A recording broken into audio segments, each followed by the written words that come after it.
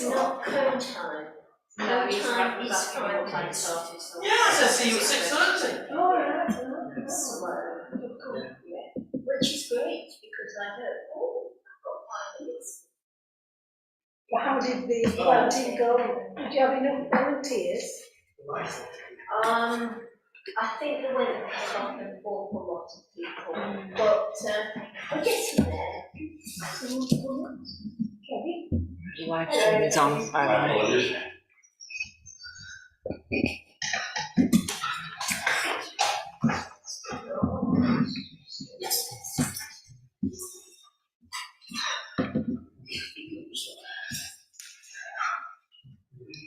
You sit there, sitting there. I don't think Neil is coming. I don't know. Keep it at the view. Their niece is here. Hello.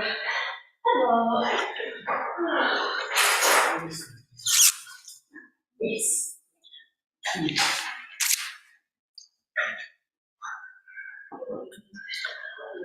Good evening. Shall we start then? And we can all get home. Right, welcome to this Blues Working Group. Advisory. Oh, it's an advisory committee now. We've got apologies from Brian. Have we got any other apologies? I think Nathan may have had apologies from Dorothy. Oh, we don't know. Anyway, never mind. Item 3 is co-option, to consider candidates for co-option onto the Blues Festival Advisory Committee in line with the committee's approved terms of reference. Does anyone have any people who they think might be helpful on this committee? Don't you think that we should possibly have someone from the Blue Society or people from that? I think Nina's from the Blues Society. This is to co-op them on. Yeah. So can we formally co-opt a member of the Blues, Colne Blues Society onto this committee? And Anissa, you want to become a member? Yeah, right, that's all fine. Okay, is anybody else, anybody who you desperately want to be on this committee? No? Can we get a proposal in a second? I think. I take it that for the Blues Working Group, it is just one from not the Blues, start again. Advisory. From the Blues Society, it's one from however many, so that if you can't come when the next meeting is, Charlie Farnsbarns can. Yeah. So can I have a proposal that we will have someone from the Blue Society as a co-opted person? Are you happy to second that? Alice, I think seconded it first. All those in favour? And to co-opt Anissa from Colne Bid. Anybody to propose that? Thanks for that. A seconder? Howard, thank you. So you're both co-opted, okay? Item 4 is declaration of interest. I don't think there is any. Item 5, minutes. We've got the minutes in front of us. Is there anything that's incorrect on there or wants amended? If not, can somebody propose them as a correct record, please?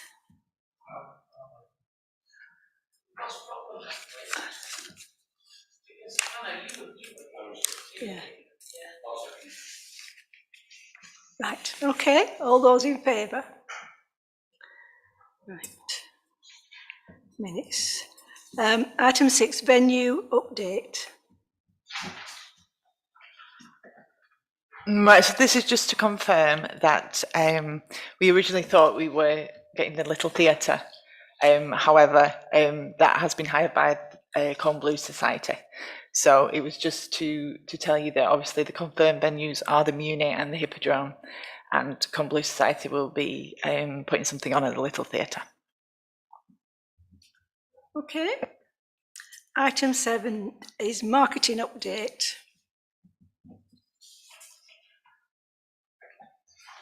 Right, so they did provide something which I sent out to you as to the marketing that's been done so far. Unfortunately, we may now have a problem in that The marketing contract was given to Peter Barton Management, and he had contracted someone out to do the marketing for him. Unfortunately, she's had problems with her eyes, and she's had an operation, and it would seem that she's now no longer able to do the marketing for us. So unfortunately, Peter couldn't come to this meeting. He's in Holland at the moment. So he is going to get in touch towards the end of this week. Now, obviously, he took on the marketing contract, whether he can find someone else to do the marketing for him. Otherwise, he'll have to state that he can't fulfill the contract, and then we'll have to look elsewhere for someone to take on the marketing. I think he's back from Holland. Is he back? Yeah. I didn't speak to him. I WhatsApped him this morning and said, what's happening? And he said he was speaking to someone this afternoon that, may be able to take on. It's very unfortunate because we launched it and she did quite a lot of work. And then I was asking, why has it all gone quiet? And it's because she's had to go in hospital and have this operation, unfortunately, which was unforeseen. So... Well, these things happened, I suppose. So, I don't know. I mean, if he can't do it, we've got Sarah's got expertise in, and Anissa's got expertise. Not you, no. And someone on the Blue Society's got expertise, I think, don't they? I'm not sure at this stage we'd be wanting to get involved in this as well. Right. The pressures are under. Right. Okay. I think this is where we're going to find a problem. I don't think anybody's really going to want to come into it at this stage. So trying to find someone to take on the contract is going to be difficult, I think. We have a marketing provider who is based right here in Colne. I don't know if you've heard of Stalked Marketing. It might be worth having a chat with them. They are literally just behind the old box office for the Leisure Trust. They're local, they know the area, they know the festival, and they've been fantastic with the bid so far. It might be worth having a chat with them to see if they could put together maybe a short-term project plan just to see you through until the end, perhaps. So it's worth a shout out for them. There is a chap in Grimsby that does. He would be able to do as posters to put on social media for the day tickets, because it's a day's, and so to do that, I think. But as I say, I'll try and get in touch with Pete Barton tomorrow and ask him how he went on with this contact that he was meeting today. Yes, Nina?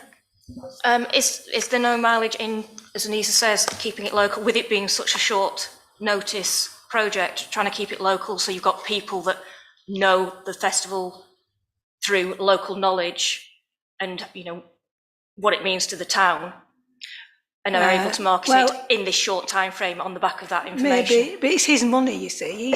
He's paying for it all. We're not paying for it. So really it'll be him too, if he can get someone, if he thinks he's going to be good enough. I know it's our festival, but he's paying for all the artists and everything. So anyway. How do you... If he's not able to provide the marketing that he's contracted to do. Yeah, well, that's what he's trying to do, I suppose. But we need to know within a few days, don't we, on whether he can do it or not. So I'm just waiting. Yes, Sarah. My expertise is in the world of advanced robotics and virtual reality, which is unlikely to be helpful here. I would say that this is highly specialist. I didn't know any of this background, and I looked at this paper, and I'm sorry to say I was deeply underwhelmed by the Lancashire Telegraph and Liverpool Live, whereas we used to be sort of Radio 2 and stuff like that, that's really national. So I get what you're saying about local, really need a dual track strategy here of sort of making sure that the whole of East Lancashire, nay Lancashire, and into Yorkshire are well aware that we're back and running, but also you need a specialist person with all of the sort of blues music media connections to reach the sort of blues aficionados that are nationwide, and we know that they've been the sort of cornerstone of visiting the town over many years, and they are the people that really boost the economy because they're spending in bars and restaurants and hotels.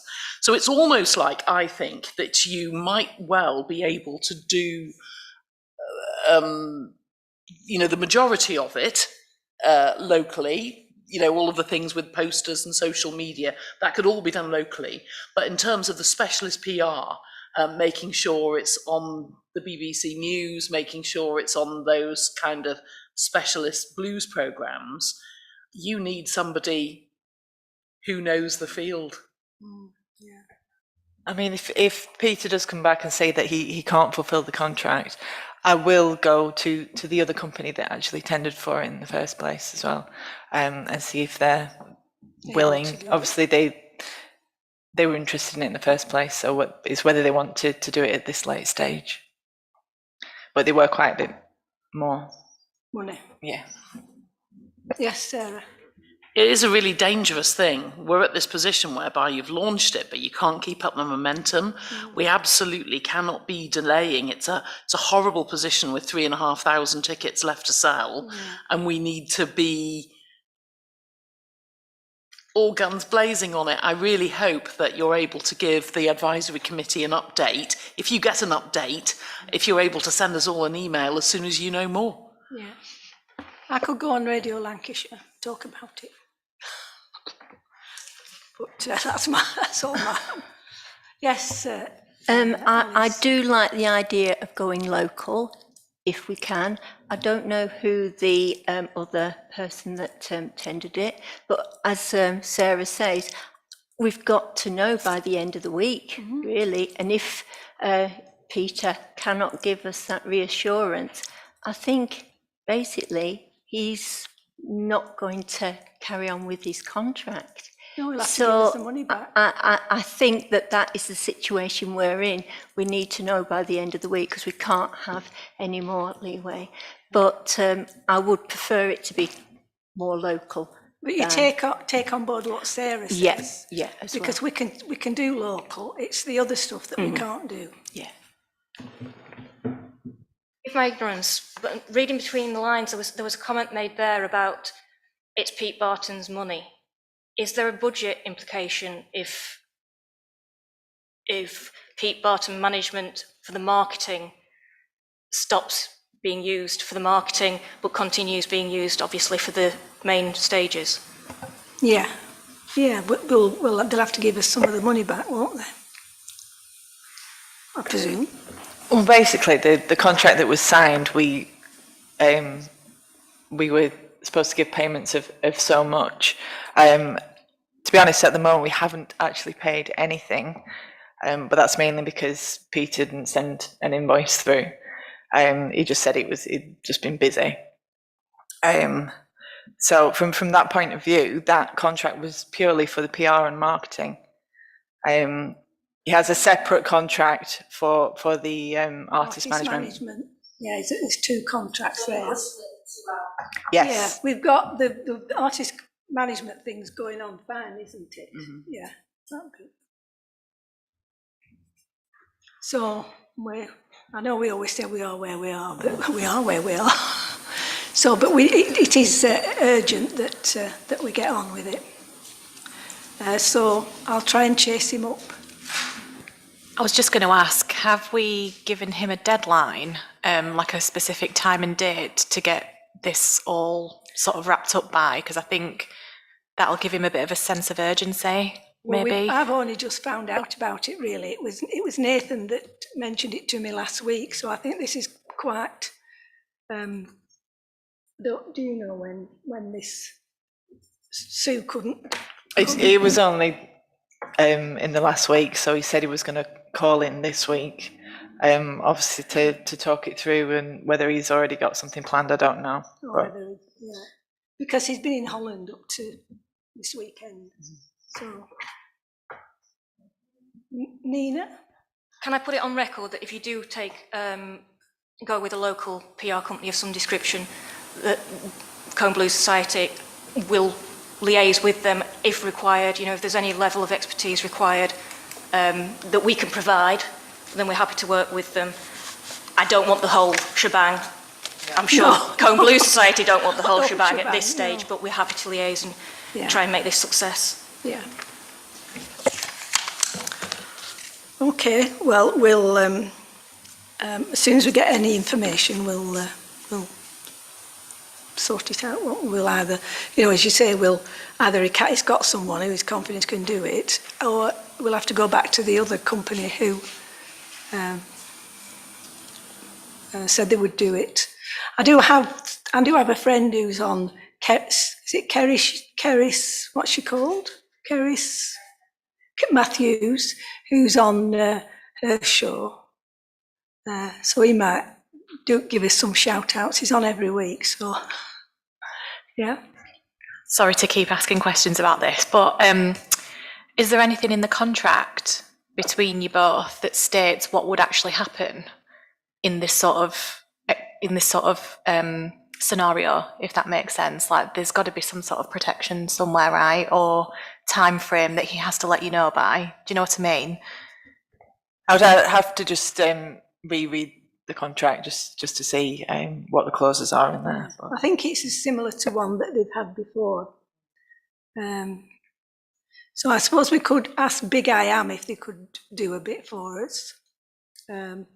What's she called? well, that Alison, yeah, that was the next other option to ask them if they could She's got a step job in and help out. now teaching, but she did all the you know, putting out articles into all these blues magazines and that last time, so she might be able to help a bit. Okay. But it's a blow to the festival, definitely. Right, sponsorship update. Yes, this was just to say that we still have the main Barnfield as the main sponsor for the event. All the other sponsorship we'll look at with the programme, putting adverts in, etc. We have approached some people with the sponsorship packages, but haven't heard back from any of them other than Barnfield. Okay, anybody, any comments on that? No? Item 9 is catering update. So the catering tenders went out a couple of weeks ago. We put them out for a month, so there's just 2 weeks left, obviously, to receive those. We have received some already, mainly the regular ones that used to pitch. So we'll have an update on the next meeting of who's got the catering contracts. Is the Thai van one of them? I've got to be out Thai van. Right, the artist update. Sorry.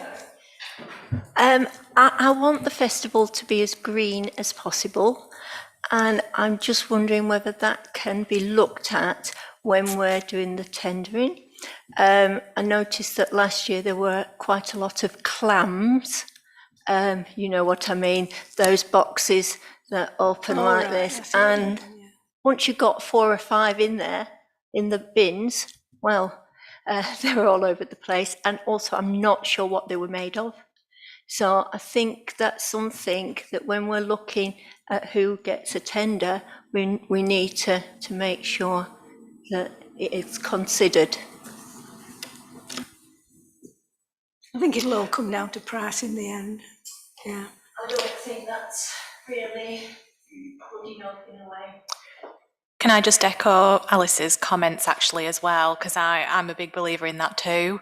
And I actually had a question from one of the directors of the board for the bid who said, is there anything we can do with the venues? I don't know, to look at the use of single-use plastic cups, if it's something we can look at, because again, that's also a really big problem.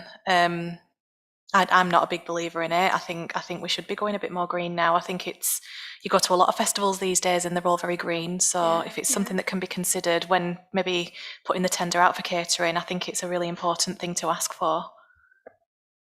Have they already gone out though? They've already gone out. Yes, Kevin. We did talk originally about having these advertising plastic glasses, which would be a £1 deposit. Oh, the reusable ones. And then you pay £1 at the initial purchase, then you get to drink. Yeah, the carbon. Is this something that can be looked at for this year, do we think? Yeah. Would they have some something on that we would recognise that it's at this festival? They're usually branded up. It's a bit like the Manchester markets when you go and you get your mug and you pay a deposit, you go around, you've got that all day, refill, etc., etc. I think that'd be much better, but I don't know if I've been banging on about this for about 5 years because we go to festival in France where you get a thing for beer. That's I brought them here showing people. I brought some in last time, Yeah. and you see it in the cricket grounds and so on. And it's a good incentive for people to return their glasses. Who Or would? if they put them on the road, kids take them. Yeah. How? Sponsorship opportunity. And there's a sponsorship opportunity also, yeah. Yeah, there is sponsor opportunities. And I think it was looked into earlier this year, and it got some prices. Oh, do you know about that? It wasn't looked at this year, maybe last year. Or I can go through some old emails, see if I can find the information. But I'm not sure we could get something, especially if, like, for advertising and stuff, whether we'd be able to get everything ready for this August is I don't know. Whether we just had a standard pattern on the glass rather than having different people sponsor them. I think it is a good idea. However, the one in Beauvais, their branded glasses, for want of a better word, are only in the venue that they have control over. And I think that makes it more difficult with the sort of thing we've got here, where you've got, I don't know, however many pubs and clubs up and down, that they would all have to buy into it and do it. But I know that when, I think it was Paddy that got prices off someone that he knew somebody in the trade, or he knew the thing, and I think they were a bit more expensive. I can't remember what the prices were, but I think they were working out more than we thought. But I think it's worth looking at whether the Hippodrome and the Muni, which are the two, and the bar that we've run downstairs, could have them, but I'm not sure that they could go everywhere, because it would need everybody to buy in and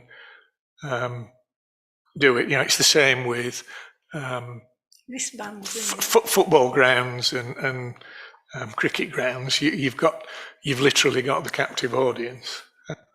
The problem we have here is that we don't have a glass wash, so that. Nina? Just to touching on that point, I'm involved in Voices Barrel just down the street, and we do have branded polycarbonates that we use every blues festival. I don't agree you'd need buy-in all the way round. I think you could probably use branded polycarbonates or glasses, although there's probably safety issues, as the Great British Rhythm and Blues Festival, and sell it as merchandise, rather than doing it. I mean, a deposit system's all well and good, but there are a lot of logistical issues with refunding money and all that sort of thing. But sell it as merchandise, And why not use this year as a trial to see if there's, get a small quantity, price it so you don't lose money on it anyway. Don't put a year on it so it's reusable for several years. If you don't sell the 100 that you buy this year, you can use them in following years, and use it as a trial basis and see if you have got enough uptake to then roll it out properly in future years. Just my thoughts. Can we see if that's possible? Please, are we all happy to try that? Are you looking pensive, Sarah? I remember that it was actually Jane Turner at Tubbs who was the sort of subject matter expert on all of this, and she had contacts as well. And there's all of the thing, isn't there, which I'm not au fait with, in terms of and they get over it with the beer festival. So you have the glass, but then people were saying, or some people were saying at that meeting 2 years ago, oh, you can't just go and have it topped up, but it's your glass. And you can at the beer festival. So I am not aware of the sort of pitfalls here. It would be great to have somebody who's really au fait with it and to know about it. There must be a way around this. There are so many places where this is standard, and they have those ones that are made of bamboo and things like that as well, so that then they don't break. They're not glass, but they're not plastic either. I think it's a shame about the tenders that have already gone out, because you can't retrospectively score them on greenness when you didn't admit to that in the first place. It's just a shame. It's a missed opportunity, and it's a note for next year. But if there is the time to do this, it would be marvellous, I think. And it's something that we could really show that we've made a big stride with the festival. And I think it's in chime with how people feel today. Well, I think We can certainly look at getting some to sell as merchandise. But when we approached the businesses last time with the idea of them all, getting them all for the roadhouses, not many of them wanted to do it. No, this is why I say merchandise.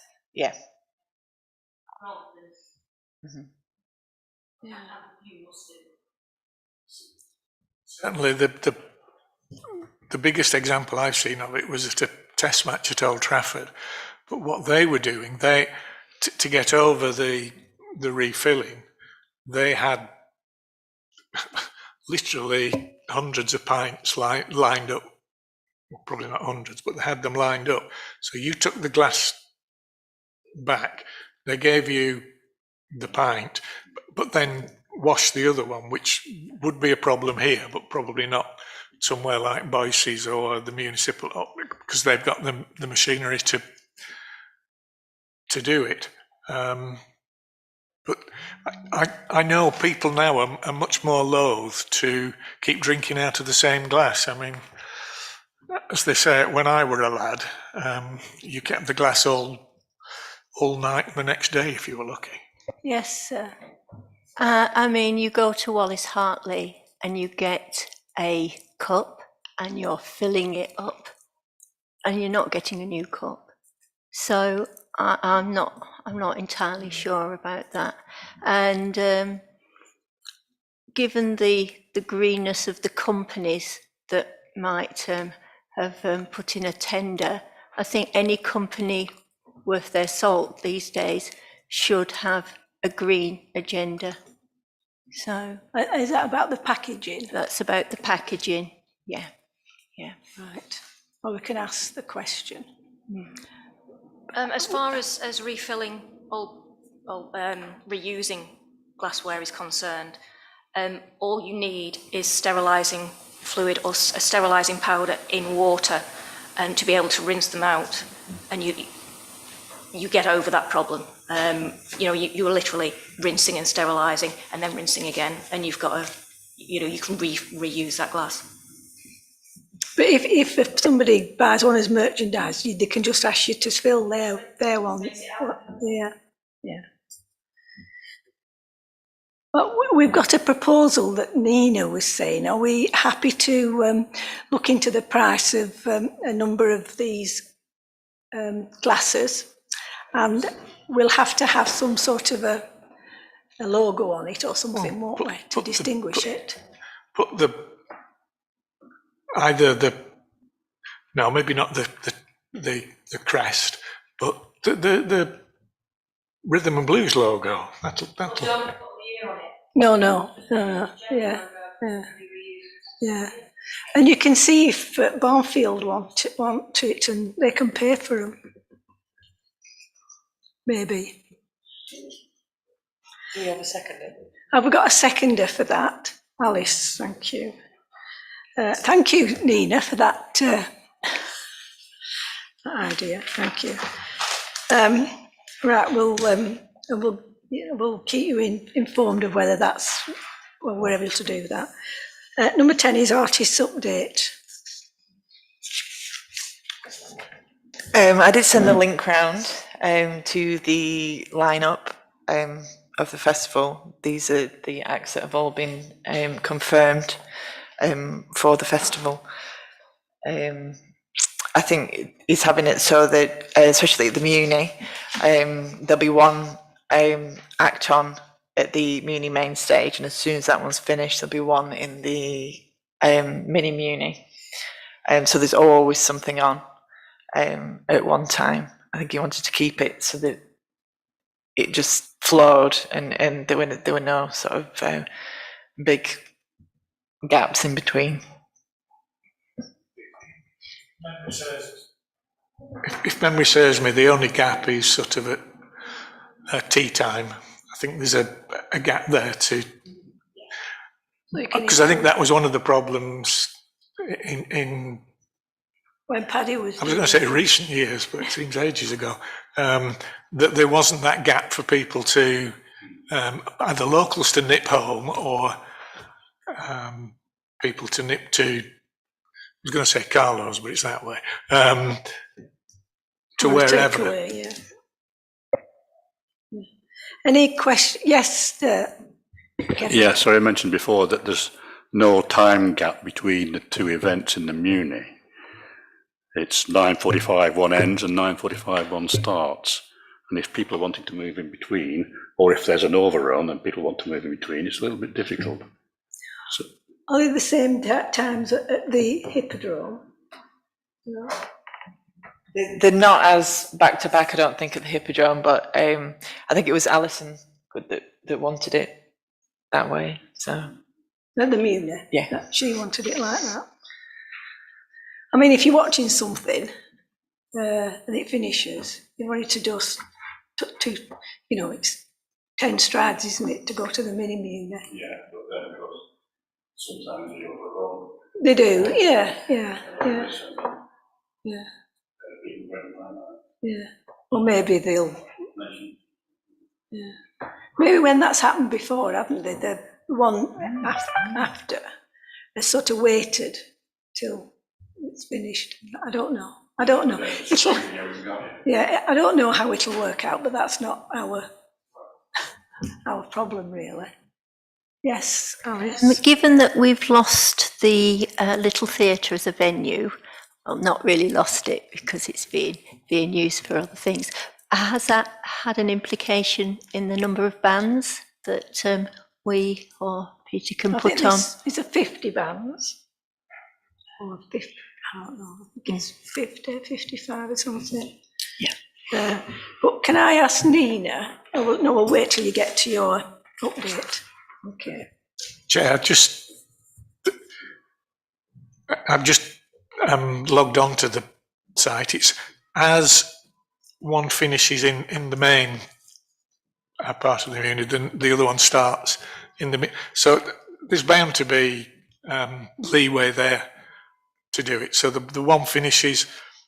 It's on the Friday night. It finishes 8:30, and the next one on the main stage isn't until 9:15. So I think there is scope. They've only got to shout, "Oh, hang on 5 minutes" or something.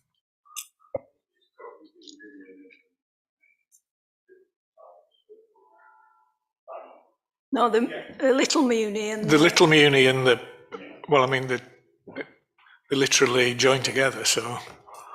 they've don't think always it- been on at the same time, Yeah. really. You know, and if you don't just like what's on in the main venue, you go to the mini Muni or lesser Muni, what we're calling it, mini, lesser. Right, item 11, tickets and camping sales.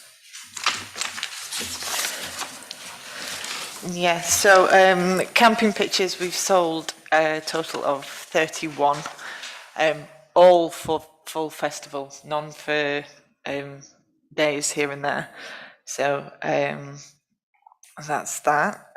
We had, when tickets went on sale in the first weekend, because Peter said he only wanted limited full festival tickets on sale. So we only originally put 100 tickets, full festival tickets on. However, they all sold out in the first weekend. So we put another 250 tickets on sale. There has been a lull sort of recently, which is obviously due to lack of marketing and PR. We tried to put posts out, and I think Anita, I think you've been putting stuff on Come to Colne, haven't you?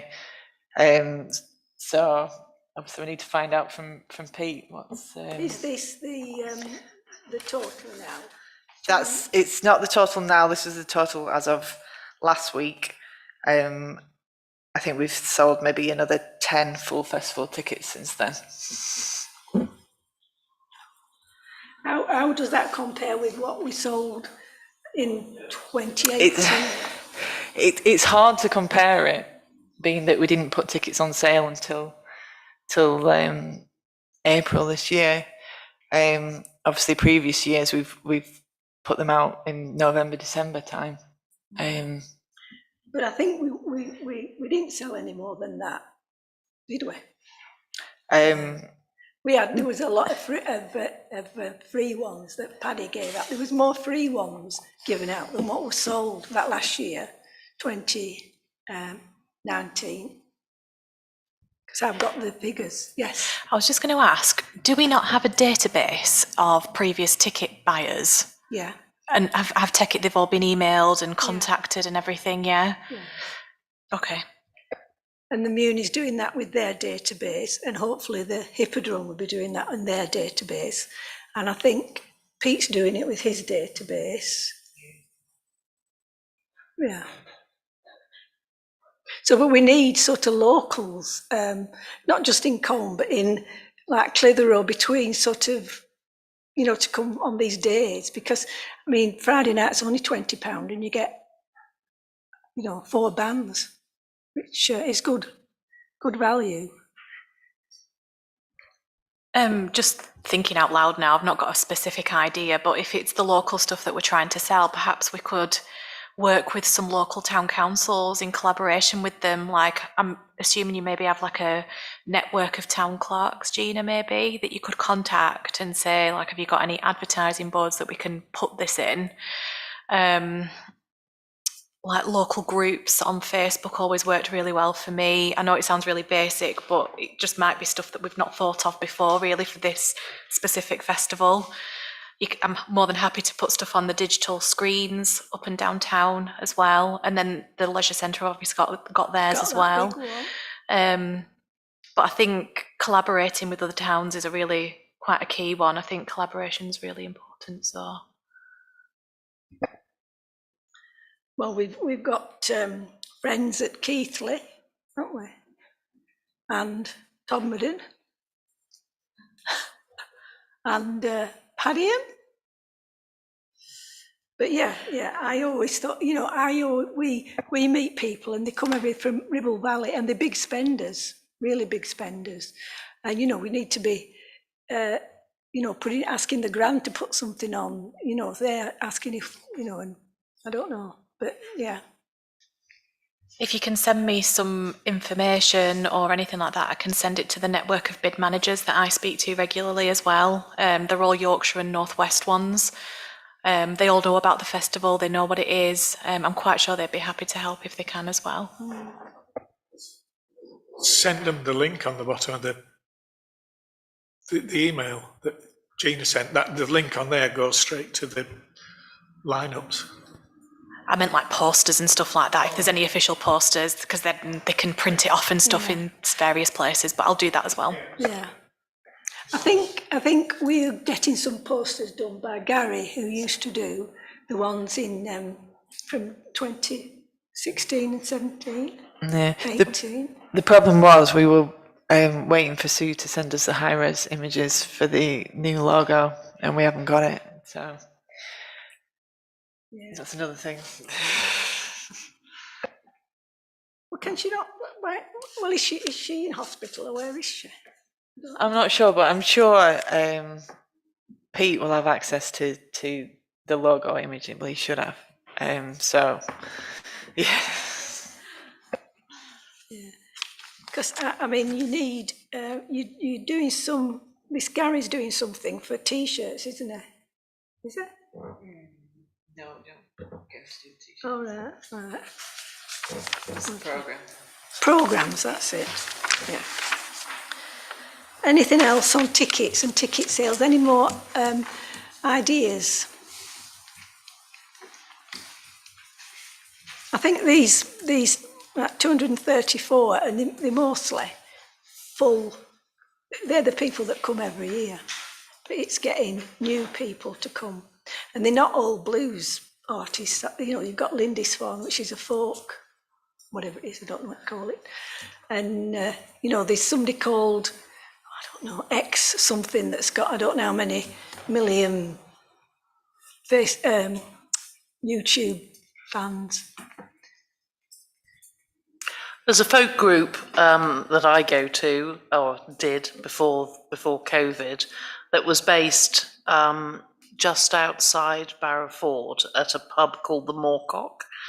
The chap in charge of it, I know, and I can send you his contact details, but he's on the folk scene, and he promotes lots of events locally and has an enormous following.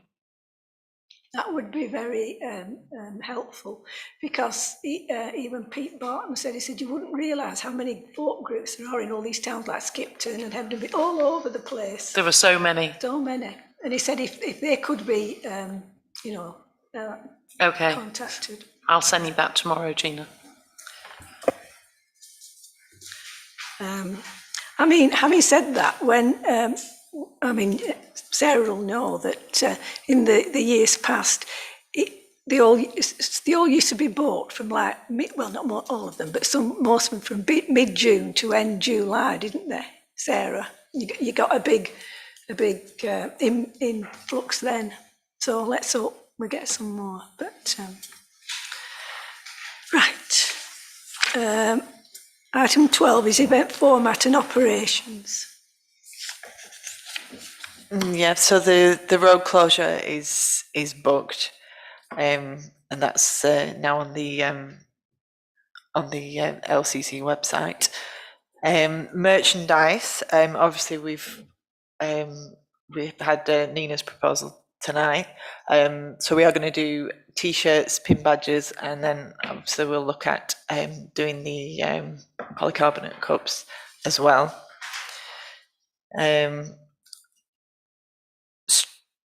Buskers, we weren't going to have quite as many. We are going to have a few, but not quite as many as we had last year. I think mainly because last year it was they were slightly too close together, and you did end up hearing 3 different things at once when you walked down there. Oh, it was 2019. It was, yeah. last time, yes. So yeah. And Nathan's been looking, obviously, at getting people for the street entertainment. I don't think anything's been booked yet, from what I can think. The nun on the piano. The nun on the piano, that's,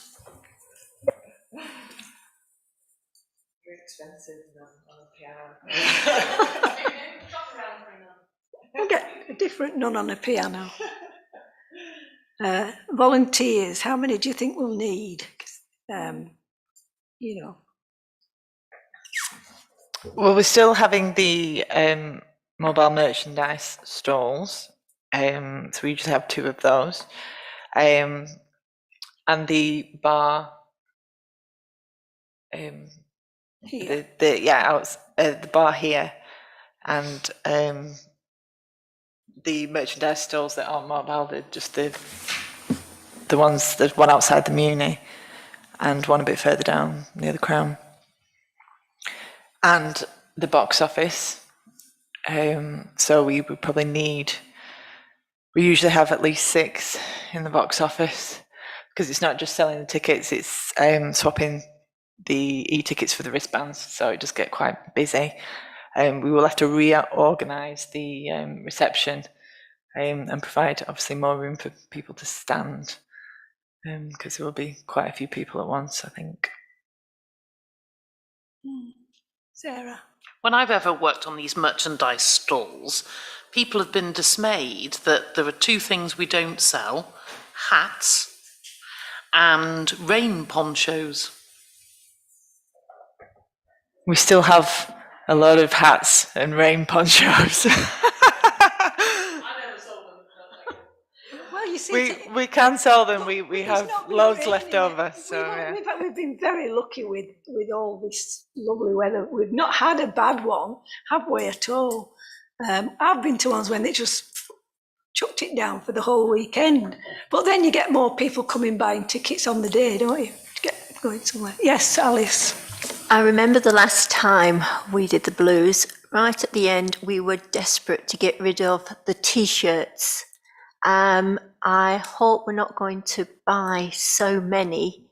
How many are we proposing? And what's the difference from the last time? I don't know how many they had last time. I need to look at how many we got last time. The idea is to get less and try and sell some of the older stock as well. But yeah, I think it's the budget doesn't allow for too many anyway this year. So How many hats have we got left? I'm not sure, to be honest. Quite a few. We didn't sell many, I don't think, from when we got. Well, Sarah I think it's will be because able I to didn't sell. have them on the stall to sell. Sarah.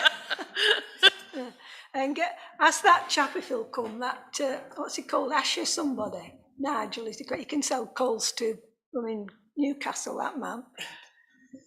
Yes. The badges really sold well last time. We sold out of them, and there was people coming to me weeks They want the old ones. weeks don't they? later. Which, what was The that? badges. The badges, yeah, So make sure you got plenty of badges. yeah. Well, there'll be plenty of badges, I think. Anyway, when they're gone, aren't they? So. Anything else about the format? Anything else we've got? Yeah, Mary, yeah. about the buskers, going back to the buskers, are we getting some local talent on that? And because I know that youngsters had a go, and some of them were very good. And is there going to be some auditions, or what's No, what's they're the not gonna- what's the no auditions for procedure? buskers, no, I don't think so. Yeah, I mean, if when the weather's lovely, they just come out and play. Youngsters, they don't actually, it's gone off.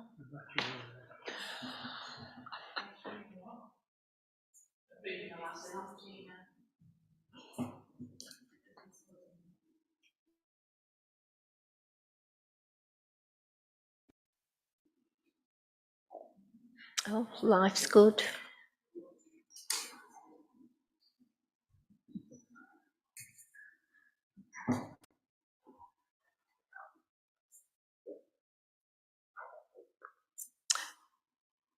Are we back on? I think so. Yeah, okay. Anything else on item 12?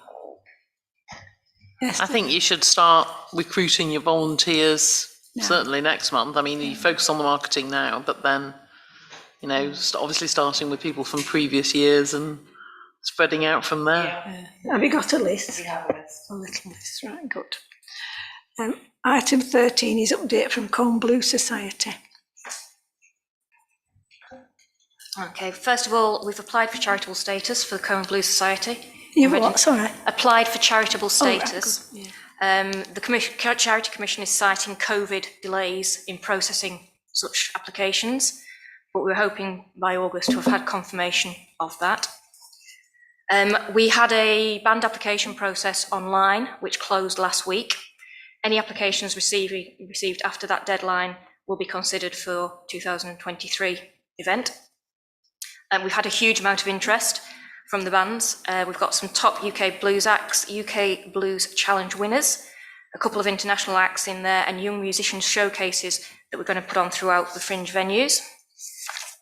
The band application system has been working well, and the way it's been set up has allowed us to create a system that we're using to carry on and manage the Fringe event.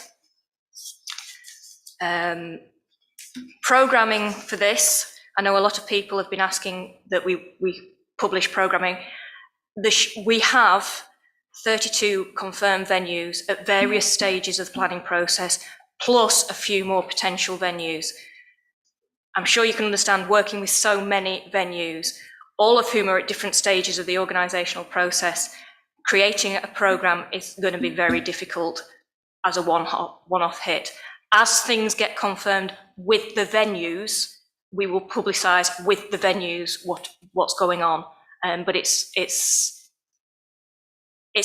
lots of different people needing to make management decisions before we can make those announcements.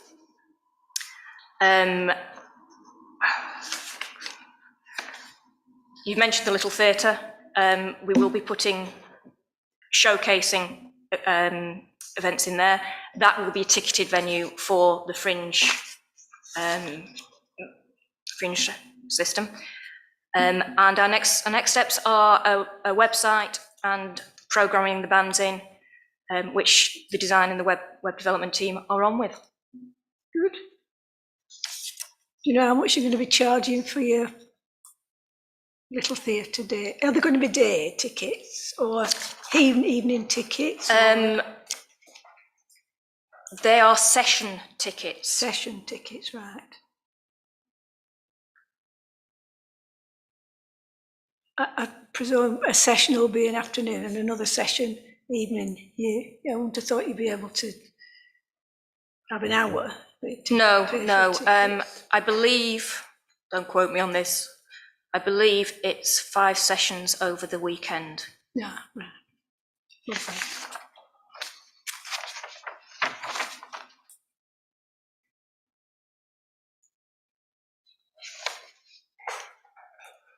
What's the capacity? 70. 70. Yes, Sarah. There's a little box on the Charity Commission website where you can revisit